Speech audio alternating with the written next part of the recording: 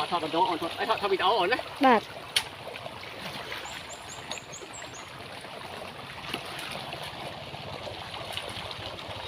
mà là tí bán rồi.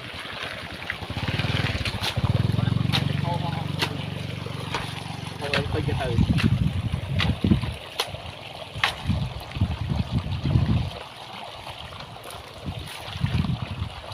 Cái lô cho nó nhiều sao mà có bắt ban một tí nữa. Nữ. Làm tí ban. Không phải chó mà. Không mà thấy bao đâu đi. Để ra sẵn. Mà ly sai.